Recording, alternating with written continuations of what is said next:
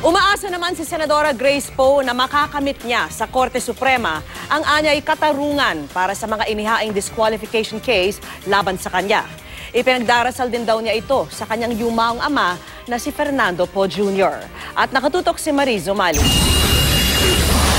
Ginunita ngayon ng mga kaanak at kaibigan ni Fernando Poe Jr. ang anibersaryo ng kanyang kamatayan sa pangunguna ng kanyang anak na si Independent Presidential Bet Grace Poe at ina nitong si Susan Roses. 11 taon na nakalilipas na pumanaw si FPJ. Ilang buwan lamang ito matapos niyang matalo noon kay dating Pangulong Gloria Macapagal Arroyo sa 2004 presidential elections.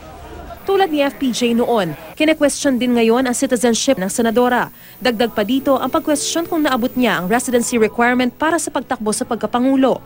Mga dahilan kung bakit siya dinisqualify ng COMELEC First at Second Divisions. Sa ngayon, madalas ay napapansin ko sa aking sarili na nagbubulong at nagsusumbong ako sa kanya. Na sana ay tulungan niya akong manalangin para kung anong nararapat gawin ay magawa ko. Si FPJ kasi nagpapabugbog. Ako hindi lang siguro ako marunong umilag.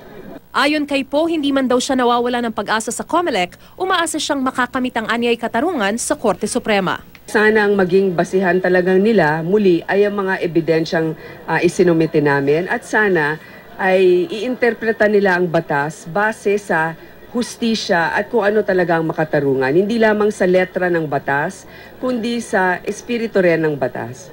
Mariz Umali, nakatutok, 24 oras.